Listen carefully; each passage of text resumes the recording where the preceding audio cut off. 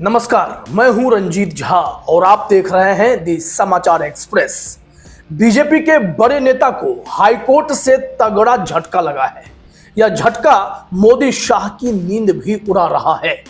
दरअसल जस्टिस जयसेन गुप्ता ने बंगाल चुनाव से ठीक पहले राज्य में बीजेपी के सबसे बड़े चेहरे शुवेंदु अधिकारी पर ही गाज गिरा दी है।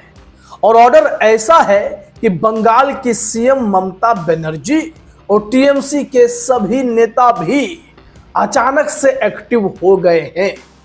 दरअसल शुवेंदु अधिकारी के जरिए बंगाल में चुनावी नैया पार लगाने की जुगत में लगी बीजेपी के होश तब उड़ गए जब जस्टिस जयसेन गुप्ता ने शुवेंदु अधिकारी को एफआईआर से मिले ब्लैंकेट प्रोटेक्शन को समाप्त कर दिया, जो 2022 से उनकी ढाल बनी हुई थी।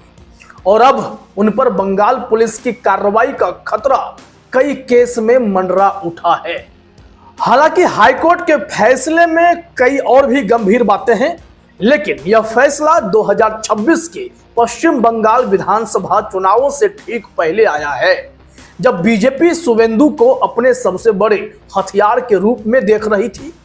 तो आइए डिटेल में समझते हैं कि कोर्ट ने क्या ऑर्डर दिया है और मामला क्या था, साथ ही इसका बंगाल की राजनीति से चुनाव तक क्या असर पड़ने वाला है।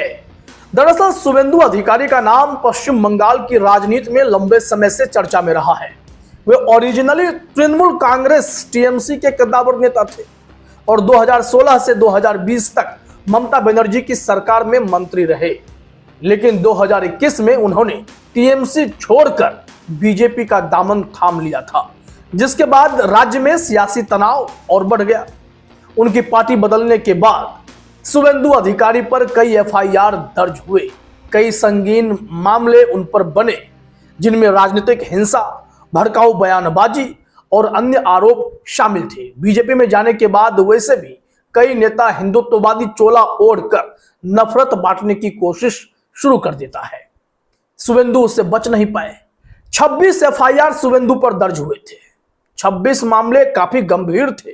फिर भी दिसंबर 2022 में कलकत्ता हाईकोर्ट के जस्टिस राजशेखर मंथा ने एक अंतरिम आदेश जारी किया। इस आदेश में शुवेंदु को भविष्य में दर्ज होने वाली नई एफआईआर से ब्लैंकेट प्रोटेक्शन दिया गया, यानी पुलिस को उनके खिलाफ कोई कार्रवाई करने से पहले कोर्ट की अनुमति लेनी पड़ती थी। साथ ही पहले से दर्ज 26 एफआईआर पर भी रोक लगा दी गई थी। यह कदम बीजेपी के लिए तो राहत भरा था, क्योंकि शुवेंदु को राज्य में पार्टी का प्रमुख चेहरा बनाया गया था और उनकी गिरफ्तारी या कानूनी परेशानी बीजेपी की चुनावी रणनीति को प्रभावित कर सकती थी। लिहाजा वो प्रोटेक्टेड फील करते थे, अनर्गल बयानबाजी भी करते रहते थे। ममता बनर्जी को हमेशा टारगेट किया, लेकिन आज जब कलकत्ता हाईकोर्ट का फैसला आया तो इस पूरी स्थिति को पलट दे गया। जस्टिस जयसेन गुप्ता ने माना कि यह ब्लैंकेट प्रोटेक्शन अब उचित नहीं है, खासकर जब कई मामलों में जांच की जरूरत है। कोर्ट ने कहा कि ऐसी व्यापक सुरक्षा लंबे समय तक बरकरार नहीं रह सकती और कानून के सामने सभी को जवाबदेह होना चाहिए। कोर्ट ने क्या आदेश दिया है, एग्जैक्टली क्या आदेश है, क्या छूट है, कहां राहत है और कहां खतरा है, वो समझिए। पहले तो ब्लैंकेट प्रोटेक्शन हटाया। जस्टिस जयसेन गुप्ता ने 2022 के अंतरिम आदेश को रद्द किया, जिससे अब पुलिस बिना कोर्ट की अनुमति के शुवेंदु के खिलाफ नई एफआईआर दर्ज कर सकती है और कार्रवाई शुरू कर सकती है। लेकिन एफआईआर का निपटारा भी हुआ है। जो 26 मामलों में 15 एफआईआर को कोर्ट ने पूरी तरह खारिज कर दिया है। फिर शुवेंदु के लिए यह एक छोटी राहत हो सकती है, क्योंकि कई ऐसे गंभीर मामले अभी भी बचे हुए हैं जो टेंशन बढ़ाएंगे। चूंकि एसआईटी का गठन हो रखा है, बाकी 5 गंभीर मामलों में जिनमें कथित हिंसा और अन्य संगीन आरोप शामिल हैं, उसकी जांच के लिए एक संयुक्त विशेष जांच टीम एसआईटी बनाई गई है, जिसमें केंद्रीय जांच ब्यूरो, सीबीआई और राज्य पुलिस दोनों शामिल होंगे। यह एसआईटी इन मामलों की गहराई से जांच करेगी। अब समझिए, अन्य मामलों में भी रास्ता खुल गया। शुवेंदु की मुश्किलें बढ़ेंगी। जैसे शेष मामलों में अब बंगाल पुलिस बिना किसी बाधा के एक्शन ले सकती है, जिससे शुभेंदु पर कानूनी खतरा मंडराने लगा है। इस आदेश ने बंगाल में सियासी हलचल मचा रखी है। इस मामले में राजनीतिक प्रतिक्रियाएं शुरू हो गई। पश्चिम बंगाल की मुख्यमंत्री ममता बनर्जी और उनकी पार्टी टीएमसी के नेता सक्रिय हो गए। टीएमसी इसे अपनी बड़ी जीत के रूप में देख रही है। पार्टी के सांसद कल्याण बनर्जी ने तीखी प्रतिक्रिया देते हुए कहा, यह शुभेंदु अधिकारी के लिए जोर का झटका है। वे लंबे समय से इस ब्लैंकेट प्रोटेक्शन का दुरुपयोग कर रहे थे। भड़काऊ बयानबाजी, ममता दीदी और सरकार के खिलाफ अपमानजनक टिप्पणियां, ये उनकी आदतों में चीजें शुमार हो गई थी। अब कानून उन्हें जवाबदेह ठहराएगा। कल्याण बनर्जी ने शुभेंदु के खिलाफ बहुत सारे मामले दायर होने पर कहा कि शुभेंदु अगर 1000 क्राइम करेगा तो उसके खिलाफ 1000 मामले दर्ज होंगे।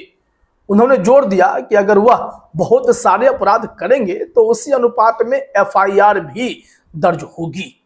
वह कोई विशेषाधिकार प्राप्त शख्स अब नहीं है, पहले भी नहीं थे, लेकिन कोर्ट ने उन्हें प्रोटेक्शन देकर बीजेपी के लिए राहें आसान कर दी थी। अब समझिए कि टीएमसी के प्रवक्ता कुणाल घोष वो भी इसे ऐतिहासिक फैसला बता रहे हैं। कह रहे हैं कि यह बीजेपी के झूठे चेहरे को बेनकाब करेगा। ममता बनर्जी ने कोई व्यक्तिगत बयान नहीं दिया, लेकिन उनकी पार्टी की तरफ से आई प्रतिक्रिया ने सीधे कहा है कि इस मौके का इस्तेमाल अब पार्टी राज्य में अपनी सियासी पकड़ मजबूत करने के लिए करेगी। टीएमसी का दावा है कि शुभेंदु के खिलाफ दर्ज कई मामले राजनीतिक हिंसा और भ्रष्टाचार से जुड़े हैं और अब पुलिस इनकी जांच तेज कर सकती है।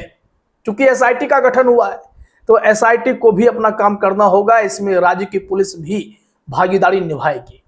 अब ऐसे में यह स्थिति 2026 के चुनाव में टीएमसी को फायदा पहुंचा सकती है, क्योंकि वे शुभेंदु की गिरफ्तारी या कानूनी उलझनों को प्रचारित कर बीजेपी को घेरने की कोशिश करेंगे। बीजेपी और मोदी शाह की इसी कारण से तो चिंता बढ़ गई है। बीजेपी के लिए टेंशन है, चुनौती है, क्योंकि शुभेंदु अधिकारी को बीजेपी ने पश्चिम बंगाल में ममता बनर्जी के खिलाफ सबसे मजबूत चेहरा बनाया था। फिर कोर्ट से मिली ढाल भी शुभेंदु अधिकारी को खुलकर बंगाल में कुछ भी करने की अनुमति दे रहा था। ऐसे में 2021 के विधानसभा चुनाव में बीजेपी को 77 सीटें मिली थी और शुभेंदु की अगुवाई में पार्टी 2026 में सत्ता हासिल करने की जुगत में थी। लेकिन इस कोर्ट के फैसले ने उनकी रणनीति पर पानी फेर दिया है। बीजेपी के शीर्ष नेता खासकर नरेंद्र मोदी और अमित शाह, जो बंगाल को एक प्रमुख राज्य मानते हैं, इस स्थिति से चिंतित हैं। पार्टी सूत्रों के अनुसार बीजेपी सुप्रीम कोर्ट में इस फैसले के खिलाफ अपील कर सकती है।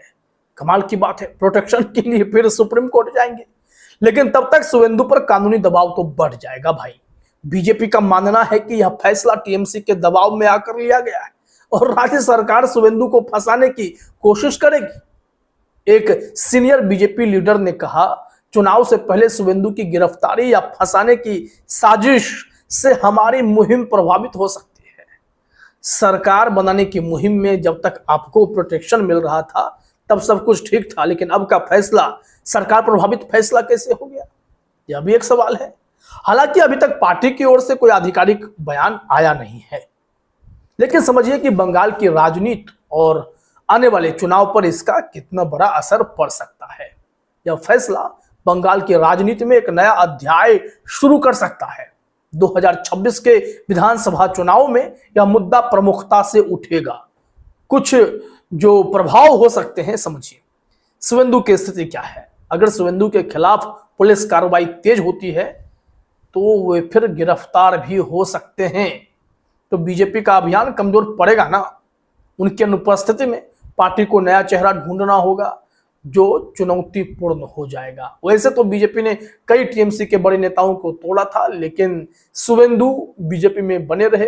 कई लोग बीजेपी छोड़कर वापस भी गए।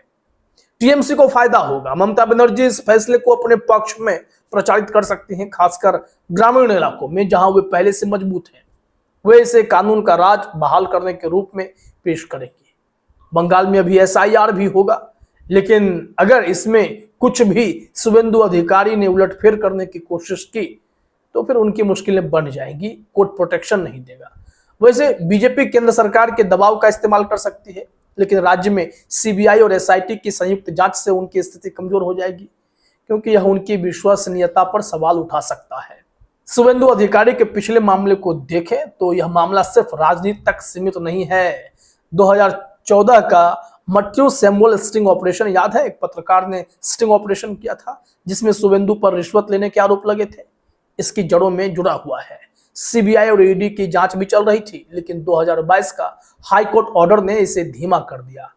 अब जस्टिस जयसेन गुप्ता का फैसला इस जांच को भी नई दिशा दे सकता है। साथ ही यह सवाल उठता है कि क्या कोर्ट ने राजनीतिक दबाव से बचते हुए निष्पक्ष फैसला दिया, या यह ममता सरकार की जीत है? कैसे आप देख रहे हैं?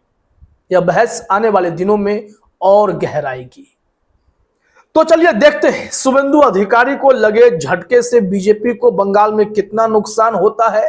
क्या बीजेपी की चुनावी नैया अभी से ही बंगाल में डगमगा गई है? समय का इंतजार करना होगा जब तक कि बनर्जी सरकार कोई कार्रवाई शुभेंदु अधिकारी पर ना कर दे। फिलहाल इस वीडियो में इतना ही। आप तमाम साथियों का हमसे जुड़ने के लिए बहुत बहुत धन्यवाद, शुक्रिया।